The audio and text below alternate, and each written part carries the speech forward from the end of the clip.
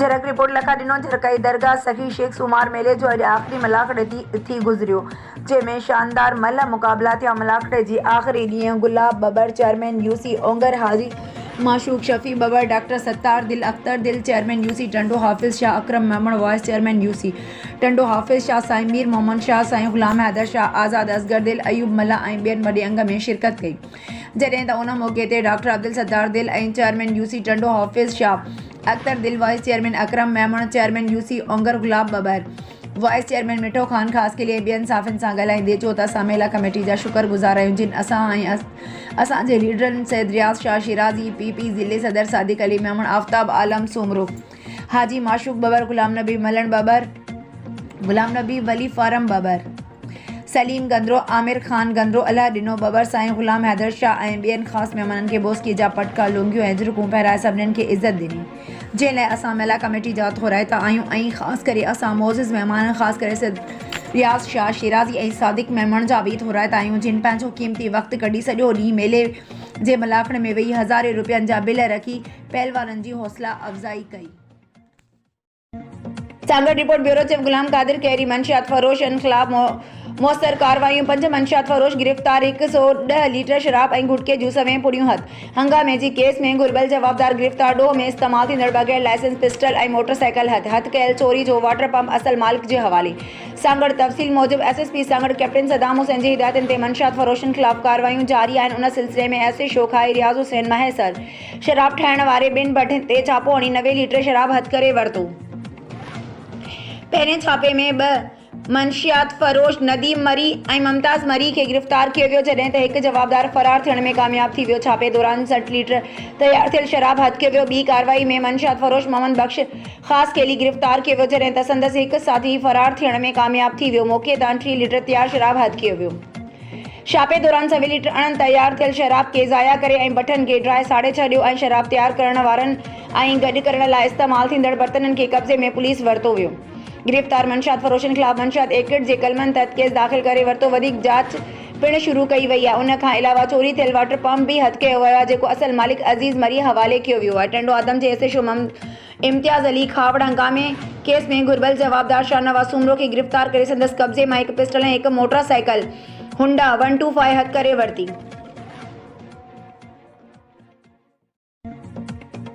सकरन rising star school and academy system Sakrand पारां शागिर्दनि जी ठाहियल साइंसी चार्टनि जी नुमाइशी गैलरी क़ाइमु कई वई। उन मौक़े ते सकरन प्रेस क्लब जे नवनि चूंडियल उहिदेदारनि खे शानदार आजियाणो पिणु ॾिनो वियो। नुमाइशी गैलरी में लॻल मुख़्तलिफ़ चार्टनि बाबति ॼाण ॾींदे शागिर्दनि हाज़मे, साह खणणु, एटम मादे, टिश्यूज़, बूटनि जी खुराक हासिल करणु, आलूदगी ऐं ॿियनि साइंसी चार्टनि जी बहितरीन वज़ाहत कई। आयल महिमाननि में सकरन प्रेस क्लब जे सदर रमज़ान मोहम्मद, सियाल मोहम्मद सिद्दीक़ मंगियो, काज़ी जावेद सनाई, उस्ताद ग़ुलाम नबी कीरियो, जनरल सेक्रेटरी मीर मोहम्मद कीरियो ऐं ॿियनि शागिर्दनि खे दाद ॾींदे चयो त राइजिंग एकेडमी जे उस्तादनि जी महिनत जो अक्स शागिर्दनि जी रवानी सां सम्झाइण ऐं ॻाल्हाइण जे एतमाद मां ज़ाहिर थी रहियो आहे। हिननि चयो त ॿारनि में ज़हानत ऐं टैलेंट मौजूदु हूंदो आहे, अगरि उन्हीअ खे उजागर करण ऐं निखारण वारा उस्ताद हुजनि त शागिर्द बहितरीन नतीजा ॾींदा आहिनि। इन्हनि राइजिंग एकेडमी जे उस्तादनि जुनेद अख्तर लाखो, सदाम उनड़, सईद अख्तर लाखो ऐं वहीद अख्तर लाखो पारां कयल महिनतुनि खे साराहियो ऐं कंहिं ॾिनल आजियाणे ते शुक्रियो पिणु अदा कयो। महिमाननि में ग़ुलाम हैदर सोलंकी, सज्जाद अली मक्सी, गुल मोहम्मद लगारी, मंसूर लगारी ॿिया पिणु शरीक हुआ। सकरन मिलत हाई स्कूल सकरन पारां sir Shabbir Ahmed Shah auditorium hall में सिंधी सक़ाफ़ती ॾिहाड़ो इंतहाई जोश व ख़ुरूज सां मल्हायो वियो, जिते शागिर्दनि पारां बहितरीन परफॉर्मेंस ॾेखारी वई, जॾहिं त सिंधी गीतनि ते रक़्स करे आयल महिमाननि खे दाद वसूल कयो वियो। उन खां अॻु मिलत स्कूल जे डायरेक्टर अब्दुल रब राजपूत आयल महिमाननि खे अजरकनि जा तोहफ़ा पेश करे खेनि आजियाणो पेश कंदे चयो त असां गुज़िरियल 14 सालनि खां सिंधी सक़ाफ़ती ॾिहाड़ो मल्हाए रहिया आहियूं ऐं जेको असां ते क़ौमी फ़र्ज़ थिए थो। हिन वधीक चयो त सिंध जी तहज़ीब हिकु शाहूकार तहज़ीब आहे जेका आलमी शोहरत रखे थी। असीं शुक्रगुज़ार आहियूं अवां आयल महिमाननि जा जिन शिरकत करे मान बख़्शियो आहे। प्रोग्राम महिमान ख़ासि गस्टा सदर अब्दुल वहीद भट्टी ऐं मुख़्तलिफ़ महिमान नबी बख्श चांडियो, नूरुल अमीन राजपूत, मोहम्मद इलियास ख़ानज़ादा, काज़ी जावेद सनाई ऐं ॿियनि पिणु ख़्यालनि जो इज़हार कयो, जिन जो चवणु हुयो त मिलत हाई स्कूल जे शागिर्दनि जी कारकर्दगी ॾिसण वटां हुई। संदन पेश कयल कारकर्दगी मां उहो साफ़ नज़र अची रहियो आहे त स्कूल जे उस्तादनि जी महिनत केतिरे क़दुरु आहे। हिननि चयो त अहिड़ा प्रोग्राम थियणु घुरिजनि जंहिंसां नौजवाननि में सिंध जी सक़ाफ़त बाबति ॼाण मिले थी। आख़िर में सिंध जे मशहूरु लाॾे हो जमालो ते झुमरियूं पाए प्रोग्राम जी पुॼाणी कई वई। मटियारी रिपोर्ट अज़ीज़ गुल ख़ैबर मटियारी ज़िले जी क़ौमी ऐं ॿ सूबाई तकनि ते उम्मीदवारनि पंहिंजा फारम जमा कराए छॾिया आहिनि। NA 216 क़ौमी असैम्बलीअ जे सीट ते PP जे मखदूम जमील ज़मान ऐं मुस्लिम लीग नवाज़ शरीफ़ जे बशीर अहमद मेमण पंहिंजा नामज़दगी फारम जमा कराए छॾिया। PS 57 मटियारी वारी सीट मखदूम रफ़ीक ज़मान सेंटर मोहम्मद अली शाह ॼामोट मखदूम फ़खर ज़मान से जलाल शाह ॼामोट ऐं ॿियनि फारम वसूल किया। मटियारी ज़िले में भी चूंड सरगर्मियूं तेज़ थी वयूं आहिनि। पहिरें मरहले में NA 216 ते 41 उम्मीदवारनि नामज़दगी फारम वसूल किया ऐं PS 57 जेका मटियारी तालके वारी सीट आहे तंहिं ते भी 73 उम्मीदवारनि पारां फारम वसूल किया आहिनि। PS 56 जेका हालात तालके ऐं न्यू सैदाबाद तालके ते मुश्तमिल आहे जंहिं ते 16 उम्मीदवारनि पंहिंजा नामज़दगी फारम वसूल किया आहिनि। NA 216 ते फारम वसूल कंदड़नि मखदूम जमील ज़मान नवाज़ लीग सिंध जो सदर बशीर अहमद मेमण JUI जो मुस्लिम सिंधी फारम वठी छॾिया। PS 57 जेका तालके मटियारी जी आहे जंहिं ते मखदूम रफ़ीक ज़मान सेनेटर मोहम्मद अली शाह ॼामोट मखदूम फ़खर ज़मान पीर अमीर अली शाह हाशमी PP ज़िले मटियारी जो सदर अली हसन शाह ॼामोट GDA जो से जलाल शाह ॼामोट से तैमूर शाह ॼामोट JUI जो हाजी सारंग मेंगवाणो से जानी शाह ऐं ॿियनि फारम वसूल किया। जॾहिं त फारम वसूल कंदड़ पार्टियुनि में पाकिस्तान पीपल्स पार्टी नवाज़ लीग जे GDA JUI आज़ाद शहीद भुट्टो पार्टी क़ौम परस्त पार्टियुनि ऐं सिंध तरक्की पसंद पार्टी जे उम्मीदवारनि फारम वसूल किया आहिनि। ज़िले जी क़ौमी असैम्बली NA 216 वारी सीट ते पाकिस्तान पीपल्स पार्टी जे मखदूम जमील ज़मान ऐं नवाज़ लीग सिंध जे सदर ऐं अॻमणी GDI FI जो बशीर अहमद मेमण हिक ई जे आमू साम्हूं हूंदा। दिलचस्प मुक़ाबले जो मंज़र हूंदो। PS 57 ते पीपल्स पार्टी टिकेटूं हासिल कंदड़नि जूं बि दरख़्वास्तूं दाख़िल थियूं आहिनि। रिपोर्ट फ़हीम अली जट मातलीअ जे क़दीम क़ब्रिस्तान जी ज़मीन ते कब्ज़ा माफ़िया पारां गैरक़ानूनी कब्ज़ो करे क़ब्रनि मथां अॾावतूं क़ाइमु करे छॾियो ऐं इलाइक़े जो गंदो पाणी क़ब्रिस्तान में निकाल करण सबबि गंदगीअ जो आज़ार इलाइक़े वासियुनि पारां सख़्त एहतिजाज। तफ़सील मूजिबि मातले जे इलाइक़े वार्ड नंबर 10 में क़दीम क़ब्रिस्तान ॾाढा ज़मर्द फ़कीर जी ज़मीन ते कब्ज़ा माफ़िया पारां कब्ज़ो करे क़ब्रनि मथां अॾावतूं क़ाइमु करण ऐं गंदगी जी आज़ार सबबि इलाइक़े वासी शिया उलमा काउंसिल जे अॻवान नज़ीर अहमद कमरानी ॾाढा ज़मर्द फ़कीर कमेटी जो अॻवान नजमुद्दीन कमरानी इल्म कमेटी जो अॻवान होद खान समो मोहम्मद मूसा मला ऐं ॿियनि एहतिजाज खां पोइ मीडिया सां ॻाल्हाईंदे चयो त ॾाढा ज़मर्द फ़कीर क़ब्रिस्तान जेको मातेली जो क़दीमी क़ब्रिस्तान आहे जंहिंजी एराज़ी जेका 3.5 एकड़ खां पोणा 4 एकड़ आहे जंहिंजी काफ़ी क़ब्रनि मथां कब्ज़ा माफ़िया पारां कब्ज़ो करे अॾावतूं क़ाइमु करे छॾियूं आहिनि ऐं सॼे इलाइक़े जे गटरनि जो गंदो पाणी क़ब्रिस्तान में निकाल करण सबबि गंदगीअ जा आज़ार ऐं क़ब्रनि जी बेहुरमती थी रही आहे। हिननि वधीक चयो त असां म्यूनिसिपल कमेटी इंतिज़ामिया खे काफ़ी भेरा दरख़्वास्तूं ॾिनियूं आहिनि जंहिंजो अॼु ताईं नोटिस न वरितो वियो। जॾहिं त ॾाढा ज़मर्द फ़कीर क़ब्रिस्तान सां अलॻि इल्म पाक इमाम बारगाह पिणु आहे जिते आज़ादारी पिणु थींदी आहे। असां डिप्टी कमिश्नर बदीन समेत आला अख़्तियारनि खे अपील था करियूं त मातेली जे क़दीमी क़ब्रिस्तान ॾाढा ज़मर्द फ़कीर जी एराज़ी तां गैर क़ानूनी कब्ज़ो ख़त्म कराए क़ब्रिस्तान खे चोतरफ़ दीवार ॾिनी वञे ऐं गंदे पाणी जो निकाल बंदि करे सॼे क़ब्रिस्तान जी सफ़ाई कई वञे। ठुल रिपोर्ट फैज़ सुमरो JUI पारां PS ठुल 2 जो नामज़द उम्मीदवार मीर शफ़ीक रहमान खोसो ऐं मीर गज़फ़र बाजारानी बि PS ठुल 2 जो फारम वसूल कयो। उन मौक़े ते मीर शफ़ीक रहमान खोसो साफ़ियुनि सां ॻाल्हाईंदे चयो त पीपल्स पार्टी सिंध में को बि तरक़ियाती कमु नाहे करायो।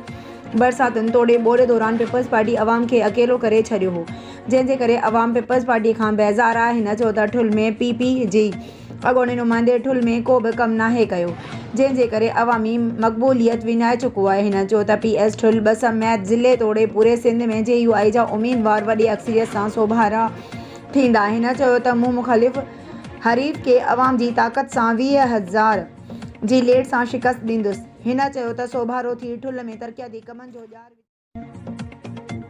सकरन पाकिस्तान पीपल्स पार्टी ज़िले शहीद बनज़ीराबाद जे जनरल सेक्रेटरी ग़ुलाम शाह लगारी चयो आहे त सकरन प्रेस क्लब तोड़े जो पुराणो इदारो आहे पर कुझु सालनि खां इदारे खे वधीक मुहतरक ॾिसी रहिया आहियूं। हू सकरन प्रेस क्लब जे काज़ी अलवराव मेमण ऑडिटोरियम हॉल में प्रेस क्लब जे साल 2024 लाइ बिना मुक़ाबले चूंडिजी आयल उहिदेदारनि खे मुबारकूं ॾियण वारी तक़रीब खे ख़िताब करे रहियो हुयो। हिन चयो त सकरन प्रेस क्लब मुतारिक हुअण सां गॾु नवाण पिणु आंदी आहे जंहिं में नौजवान ऐं पढ़ियल लिखियल खे बि सहाफ़त में मुतारिफ़ करायो आहे। जंहिंमें असीं सम्झूं था त क़ाज़ी जावेद सनाई जो वॾो किरदारु आहे, जंहिं इदारे ऐं साफ़िन लाइ सदाईं पाण पतोड़ियो आहे। हिन वधीक चयो त सकरन प्रेस क्लब जे मौजूदा बॉडी मां काफ़ी उमेदूं आहिनि। बाक़ी जेतिरे क़दुरु इदारे जी ज़रूरतुनि जी ॻाल्हि आहे त इंशाअल्लाह इलेक्शन खां पोइ इक़्तिदार में अची प्रेस क्लब खे तरजीह ॾींदासीं। मीरपुर ख़ास निगरान वॾे वज़ीर सिंध जस्टिस आर मक़बूल बाक़र जी सदारत हेठि कमिश्नर ऑफिस मीरपुर ख़ास में आला सतह इजलास थियो। इजलास में सूबाई वज़ीर ऐश्वर लाल अहमद शाह, SMB आर ज़ाहिद अब्बासी, सूबाई सेक्रेटरीज़ ऐं कमिश्नर मीरपुर ख़ास फैसल अकीली जी शिरकत। निगरान वॾे वज़ीर खे कमिश्नर मीरपुर ख़ास पारां सॼे डिवीज़न बाबति ब्रीफिंग ॾिनी वई। निगरान वॾे वज़ीर सिंध चयो त मां सॼे डिवीज़न जो दौरो कयो आहे, पर सिंध हुकूमत पारां फ़राहम कयल सिहत जी सहूलियतुनि जी कारकर्दगी नाक़स आहे। मूं जिन अस्पतालुनि जो दौरो कयो उते मरीज़नि खे सुठी सहूलियत न ॾिनी वई। निगरान वॾे वज़ीर सिंध जे सेक्रेटरी सिहत DG हेल्थ ऐं डायरेक्टर हेल्थ खे चयो त तव्हां इंस्पेक्शन जे ज़ाब्तनि ते अमल न कयो। कंहिं बि अस्पताल में मुकमल सहूलियतूं न आहिनि। सिहत खाते जी कारकर्दगी मां मुतमइन न आहियां। सिंध जे निगरान वॾे वज़ीर सख़्त कावड़ जो इज़हार कंदे चयो त सिविल अस्पताल मीरपुर ख़ास जी इमारत अञा ताईं छो न ठाही वई। सेक्रेटरी वर्क्स चयो त इमारत ते लागत वधण सबबि कमु बंदि कयो वियो आहे, जंहिं ते सिंध जे निगरान वॾे वज़ीर सख़्त नाराज़गी जो इज़हार कयो। DHQ मीरपुर ख़ास जी पुराणी इमारत ढही पई। निगरान वॾे वज़ीर सिंध कावड़ जो इज़हार सेक्रेटरी सिहत ऐं सेक्रेटरी वर्क्स खे सुभाणे ॿुधायो ऐं ईंदड़ कुझु ॾींहं में कमु शुरू कयो। सिंध जे निगरान वॾे वज़ीर डॉक्टर्स ऐं पैरामेडिकल स्टाफ जे खोट ते कावड़ जो इज़हार कयो। थरकोल ब्लॉक 1 में ज़मीन जी हसूल जो मसइलो आहे। सिंध जे निगरान वॾो वज़ीर सिंध जी निगरान वॾे वज़ीर खे रेवेन्यू ऑफिसरनि ॿुधायो त ज़मीन जो हिसोल वारो मामिलो हल थी वियो आहे। निगरान वॾे वज़ीर सिंध चयो त चीनी कंपनियूं सीड़पकारी करे रहियूं आहिनि। असांखे उन्हनि जी हर मुमकिन मदद करणु घुर्जे। सभिनी रजिस्ट्रार ऑफिसरनि खे ऑनलाइन वठो। समूरनि रजिस्ट्रार ऑफिसरनि में करप्शन आहे, उनखे ख़तमु कयो वञे। सिंध जे निगरान वॾे वज़ीर जो SMBR खे हिदायतूं। सूबे में को बि स्कूल सही तरीक़े सां कमु नथो करे। जंहिंमें स्कूल जो दौरो कयो, ॿारनि खे प्रैक्टिकल नाहिनि कराया। स्कूल में ॿार आहिनि पर उस्तादनि जी खोट आहे। ठुल रिपोर्ट फैज़ उमरो ठुल JPS ते डॉक्टर सुराब खान सर की PPA जे डिवीज़नल सदर मीर इजाज़ हुसैन खान जखरानी ऐं ज़िले क़यादत जे अॻवानी में जुलूस जी सूरत में RO आगा ज़ुल्फ़िकार खान दुरानीअ जी ऑफिस पहुची नामज़दगी फार्म जमा करायो वियो। उन मौक़े ते PPA डिवीज़नल सदर मीर इजाज़ हुसैन खान जखरानी मीडिया सां ॻाल्हाईंदे चयो त पूरे मुल्क में पीपल्स पार्टी जा उम्मीदवार ई कामयाब थींदा, छो त पीपल्स पार्टी अवाम जी ख़िदमत कई आहे। जवाब में हिन चयो त मुंहिंजे मुख़ालिफ़ उम्मीदवार मोहम्मद मियां सूमरो खे पैनल ई नथो मिले, तंहिंजे करे मोहम्मद मियां सूमरो खे घुर्जे त हू लंडन मां उम्मीदवार वठी अचे। हिन चयो त मां PS गढ़ी खैरो में पर जेकमबाद में क़ौमी असेंबलीअ जो उम्मीदवार आहियां। हिन चयो त पूरे मुल्क जी जेकमबाद मां बि PP जा उम्मीदवार सोभारा थींदा। उन मौक़े ते डॉक्टर सुराब खान सर की मीडिया सां ॻाल्हाईंदे चयो त 5 दफ़ा ठुल वारी तक ते कामयाब थियो आहियां। अरबे रुपयनि जूं स्कीमूं ॾिनियूं आहिनि, तंहिंजे करे कामयाबी यकीनी आहे।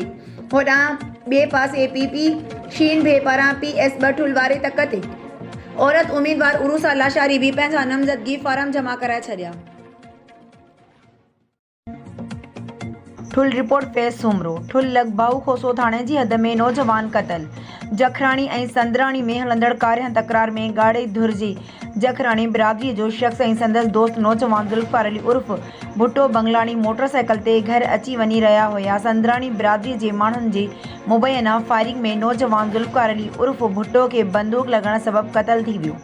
इतला ते हद जी पुलिस वाक़े वारे हंधि पहुची लाश खे तालका अस्पताल ठुल आंदो वियो, जिते डॉक्टरनि जी ज़रूरी कार्रवाई बाद लाश वारसनि हवाले कयो वियो। मक़तूल जे वारसनि ॿुधायो त संदराणी बिरादरी सां तालुक़ रखंदड़ माण्हुनि हमलो कयो, जंहिं सबबि असांजो नौजवान ज़ुल्फ़िकार बंगलाणी खे गोली लॻण सबबि क़तल थी वियो आहे। मक़तूल जी बेवा जी फ़रियाद ते NC दाख़िल कई वई। पुलिस मूजिबि क़तल जी जांच करे हक़ीक़ी क़ातिलनि खे गिरफ़्तार करे कानून जे कटहरे में आंदो वेंदो।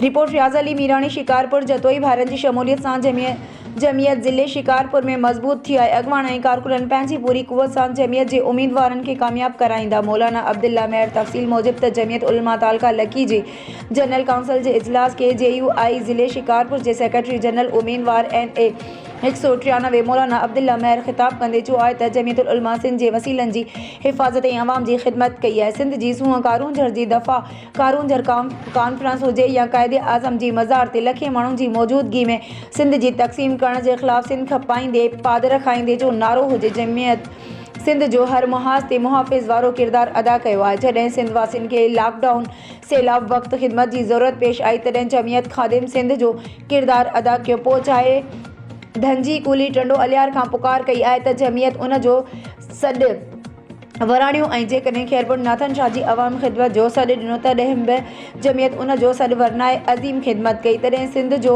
अवाम जमियत उलमा ऐं इस्लाम तरफ़ वाझाए पियो। इंशाअल्लाह चूंडुनि में कामयाबी हासिल करे सिंध जी अवाम जे पहिरियों खां वधीक हिफ़ाज़त ऐं ख़िदमत कंदासीं।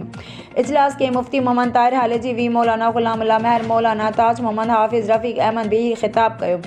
जॾहिं त उन मौक़े ते उस्ताद अब्दुल मोमिन महर अब्दुल कुद्दूस मौलाना रहीम बख्श महर मोहतरम हबीबुल्लाह मंगी ऐं ॿियनि शिरकत कई। मटियारी रिपोर्ट अज़ीज़ गुल ख़ैबर सरवरी जमात जे रूहानी पेशवा ऐं साबिक़ा क़ौम असम्बली जे मेंबर मखदूम जमील ज़मान जे मोभी पुट ऐं साबिक़ा सूबाई वज़ीर रेवेन्यू मखदूम महबूब ज़मान जे वलीमे जी दावत। भेट शाह जे एयरपोर्ट ग्राउंड ते मटियारी ज़िले जे मुख्य तक़रीब थी गुज़री जंहिंमें पीपी चेयरमैन बिलावल भुट्टो ज़रदारी ख़ासि शिरकत कई। पीपी चेयरमैन बिलावल भुट्टो ज़रदारी जो शादीअ जे पिंडाल में पहुचण ते मखदूम जमील ज़मान मखदूम सईद ज़मान मखदूम रफ़ीक ज़मान मखदूम फ़ख्र ज़मान ऐं पीपल्स पार्टीअ जे वर्करनि ऐं ज़ालनि संदनि परतपाक ऐं ज़बरदस्त इस्तक़बाल कयो। उन मौक़े ते पीपी चेयरमैन बिलावल भुट्टो ज़रदारी ख़ुशीअ जे मौक़े ते पीपीअ जे ज़ालनि खे मुख़ातिब थींदे चयो त अॼु आउं तमामु घणी ख़ुशी महसूसु करे रहियो आहियां जो हिन ख़ुशीअ जे मौक़े ते पंहिंजे भाउ जी ख़ुशीअ में मौजूदु आहियां। अमां सभिनीनि खे ऐं ख़ासि करे मखदूम साहब जिन खे हिन ख़ुशीअ जी मुबारकबाद पेश करियां थो। उन मौक़े ते साणा साबिक़ा वज़ीर आला सिंध सैयद मुराद अली शाह गॾु हो। हिन तक़रीब में मटियारी ज़िले जे VIPs ऐं आम माण्हुनि खे आम दावत ॾिनी वई हुई। झरक रिपोर्ट लखा ॾिनो झरकाई दरगाह सखी शेख सूमार मेले जी चौथे मलाखड़े में भी शानदार मल मुक़ाबला थिया। पाकिस्तान पीपल्स पार्टी ज़िले ठठे जे सदर Sadiq Memon Aftab Alam Soomro Mumtaz Mami Memon Saleem Gandro Allah Dino Babar Gulab Babar chairman UC Ongar Haji Mashooq Shafi Babar doctor Sattar Dil Akhtar Dil chairman UC Tando Hafiz Shah Akram Memon vice chairman UC Tando Hafiz Shah साईं मीर मोहम्मद शाह साईं ग़ुलाम हैदर शाह ग़ुलाम नबी बबर सदर UC झरक साईं नूर मोहम्मद बबर हाजी रशीद मेमण आज़ाद असगर दिल अयूब मला ऐं ॿियनि वॾे अंग में शिरकत कई। उन मौक़े मेला कमेटी पारां आयल मौजूद महिमाननि जो शानदार इस्तक़बाल करे खेनि सिंध जी सक़ाफ़त उजागर कंदी बोस्की जा पटका लुंगियूं ऐं अजर कुओं पारां इज़त बख़्शी। जॾहिं त आयल महिमाननि सादिक मेमण आफ्ताब आलम सुमरो हाजी माशूक शफ़ी बबर ग़ुलाब बबर अकरम मेमण अख्तर दिल सलीम गंदरो अयूब मला ऐं ॿियनि मल पहलवाननि ते हज़ारे रुपयनि जा बिल रखी ऐं मल पहलवाननि खे रोक रक़म ॾेई पहलवाननि खे नवाज़ी ख़ुशि करे छॾियो।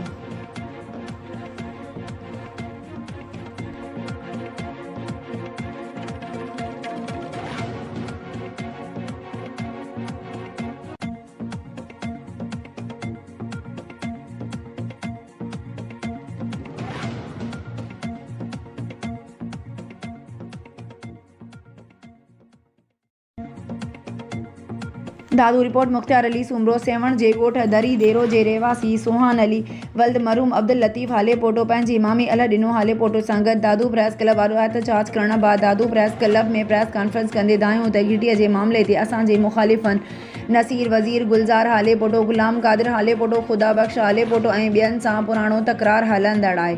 कल्ह मुख़ालिफ़नि डंडनि सां असां मथां हमिलो करे 3 ॼणनि सोहान अली मोहम्मद साले ऐं रजब हाले पोटो खे ज़ख़्मी कयो आहे। इलाज अब्दुल्ला शाह अस्पताल सेवण हलंदड़ आहे। हमलो कंदड़ ख़िलाफ़ असां माई ओटो पुलिस थाणे ते वियासीं पर पुलिस मुख़ालिफ़नि ख़िलाफ़ केस दाख़िल करण बदिरां असांखे धमकाए थाणे मां धिका ॾेई कढी छॾियो आहे। हिननि चयो त असां मथां हमिलो कंदड़नि जी बाअसर डॉक्टर सॾण हाले पोटो मदद करे रहियो आहे जंहिं करे सेवण अस्पताल इंतिज़ामिया असांखे मेडिकल लेटर न पई ॾिए न वरी पुलिस हमलो कंदड़नि खे गिरफ़्तार करे रही आहे। हिननि DIG हैदराबाद SSP जामशोरो ऐं DSP सेवण खां मुतालबो कयो त फौरी तौर असां मथां हमिलो कंदड़नि ऐं उन जे साथारी डॉक्टर खे गिरफ़्तार करे असांखे तहफ़ुज़ ॾिनो वञे। ॿी सूरत में सेवण इंडस हाईवे रोड ते धरणो हंयो वेंदो। PP यूथ विंग जे अॻवान सुफ़वान हुसैन मंगी जी सालगिरह जो केक मंगी हाउस ते कटियो वियो। सालगिरह तक़रीब में वॾे अंग में कारकुननि शिरकत कई। ख़बर मूजिबि Pakistan Peoples Party Youth Organisation ज़िले ख़ैरपुर जे इंफॉर्मेशन सेक्रेटरी सुफ़वान हुसैन मंगी जी सालगिरह जो केक मंगी हाउस पीर मंगियों में कटियो वियो। सालगिरह तक़रीब में सीनियर नायब सदर PP तालका ख़ैरपुर उस्ताद मंजूर बिरोई चेयरमैन UC पीर मंगियों ज़ुबैरुद्दीन बलोच चेयरमैन UC मेड़ अली नज़ीर अमन फलपोटो चेयरमैन UC खानपुर शौकत जूणे जो वाइस चेयरमैन वहीदुल्ला बाबर इनाम समंग बिलाल ट्रगड़, फैसल मक्सी, सलमान गंभीर, उस्मान कलोड़ो, यासीन गंभीर, ज़हीर मक्सी, बशीर कलोड़ो, अब्दुल रहमान हरिया ऐं वरेरो, हाजी इकबाल फलपोटो, हाजी वज़ीर फलपोटो, सादिद शाह, फरहान शाह, जावेद फलपोटो, इमाम डिनो मला समेत वॾे अंग में इलाइक़े जे मौज़ूद शख़्सियतुनि शिरकत कई। Report Shaz Ali Mirani, Shikarpur. General election 2024 जे हवाले सां पाकिस्तान पीपल्स पार्टी अॻवान इम्तियाज़ अहमद शेख 4 दफ़ो पीपल्स पार्टी जी टिकट ते PS7 मां इलेक्शन में हिस्सो वठण लाइ वॾी काफ़िले जी सूरत में Mohammad Faizan Zafar returning officer PS7 व असिस्टेंट कमिश्नर शिकारपुर जे दफ़्तर में पहुतो, जिते नॉमिनेशन फार्म जमा करायो। उन मौक़े ते पीपल्स पार्टी अॻवान Maqbool Ahmed Shaikh, Faraz Imtiaz Shaikh, district council chairman Mir Zulfiqar Ali Khan, कुमारियो काज़ी नईम अकबर, मंसूर अहमद ख़ान, महर मियाँ अब्दुल बाकी, मौलवी शफ़ीक अहमद बुरड़ो, पीपल्स पार्टी जा उहदेदार, यूथ सिपाह, हारी कमेटी, लायर फॉर्म समेत वॾे तादाद में पीपल्स पार्टी अॻवान, वर्कर, दोस्त, हमदर्द ऐं ॿिया गॾु हुआ। नॉमिनेशन फार्म जमा करण खां अॻु शिकारपुर हाउस ते ज़िले सदर मीर आबिद ख़ान भयो ऐं ॿियनि मुलाक़ात कई, जॾहिं त PS7 जे मुख़्तलिफ़ इलाइक़नि में ॻोठनि मां कारकुननि हमदर्द पीपल्स पार्टी जा झंडा हथनि में खणी शिकारपुर हाउस ते पहुता। PS7 ते पीपल्स पार्टी अॻवान फराज़ इम्तियाज़ शेख भी नॉमिनेशन फार्म जमा करायो। मेयर समाजी तंज़ीम बस्ती पारां सिंध एजुकेशन फाउंडेशन जे सहकार सां हलंदड़ ट्री टॉप एजुकेशनल सिस्टम करड़ खोसो में सक़ाफ़ती ॾिहाड़ो मल्हायो वियो। तक़रीब में तंज़ीम जे सरबराह शोहरत ख़ातून रिज़वाना फ़ातिमा समेत स्कूल जे शागिर्दनि, शागिर्दियाणियुनि, वालिदैन ऐं उस्तादनि शिरकत कई। तक़रीब दौरान स्कूल जी शागिर्दियाणियुनि पारां टेबलोस पेश करे क़ौमी गीतनि ते रक़्स कयो। उन मौक़े ते तक़रीब खे ख़िताब कंदे चयो त सिंध जी सक़ाफ़त शानदार आहे। सिंध 5000 साल पुराणी सक़ाफ़त ऐं तहज़ीबनि जी माउ आहे। सिंध जी बहितरी सक़ाफ़त खे दुनिया में उजागर करणु खपे। सिंध हिकु पुरअमन ख़ुतो आहे ऐं उन जी तहज़ीब ऐं तमदन दुनिया लाइ मिसाल आहे। तक़रीब दौरान बहितर कारकर्दगी ॾेखारींदड़ शागिर्दनि ऐं उस्तादनि खे मेडल ऐं एवार्ड ॾिना विया। रिपोर्ट रियाज़ अली मीरानी, शिकारपुर। अकील अहमद सूमरो जो वेझो साथी वॾेरो आशिक़ अली सूमरो पंहिंजे अज़ीज़ माइटनि समेत तादाद में सूमरा बिरादरी समेत ऐं चाचे वॾेरे बहादुर अली सूमरो ऐं आशिक़ सूमरो शिकारपुर हाउस ते पहुची मोहतरम जनाब यारनि जो यार ऐं दोस्तनि जो दोस्त ऐं शिकारपुर जी तरक़ीअ जो ज़ामिन इम्तियाज़ अहमद शेख ते एतमाद कंदे पंहिंजी बिरादरी समेत इलेक्शन ऐं संदसि जी मुकमल हिमायत करण जी यकीन दहानी कराई। उन मौक़े ते इम्तियाज़ शेख संदनि खे भलीकार कयो। इंशाअल्लाह मां अव्हां खे कॾहिं बि अकेलो न छॾींदुसि। मीरपुर ख़ासि आम चूंड लाइ नामज़दगी काग़ज़नि जी जमा करण जो सिलसिलो 3 ॾींहं बि जारी आहे। मीरपुर ख़ासि अॻूणो सूबाई वज़ीर हरी राम किशोरी लाल बि PS45 तां नामज़दगी काग़ज़ जमा कराए छॾिया। मीरपुर ख़ासि PS45 ते हारी राम जे पुट बि नामज़दगी काग़ज़ जमा कराए छॾिया। मीरपुर ख़ासि NA 211 ऐं PS45 PS46 ते अॻूणे मेंबर क़ौमी असेंबली सैयद अली नवाज़ शाह ऐं संदसि पुटनि बि नामज़दगी काग़ज़ जमा कराए छॾिया। मीरपुर ख़ासि PS45 मीरपुर ख़ासि 1 ते 102 उम्मीदवारनि खे नामज़दगी काग़ज़ जारी 12 जमा कराया विया। मीरपुर ख़ासि PS46 मीरपुर ख़ासि 2 ते 36 उम्मीदवारनि नामज़दगी काग़ज़ जारी ऐं 3 जमा कराया। मीरपुर ख़ासि क़ौमी ऐं सूबाई असेंबलियुनि जे उम्मीदवारनि 11 सिफ़नि ते ॿधल हलफ़नामो जमा कराए छॾियो। मीरपुर ख़ासि ख़तम नबूवत ते मुकमल ऐं ग़ैर मशरूत ईमान ऐं इस्लामी नज़रिए खे बरक़रार रखण लाइ जिदोजहद जो एतिराफ़ बि हलफ़नामनि में शामिल आहे। मीरपुर ख़ासि उम्मीदवार नामज़दगी फारम में बैंक अकाउंट्स ऐं असासनि जा तफ़सील पिणु जमा कराया विया। ऐवान साफ़त सूमार समय जो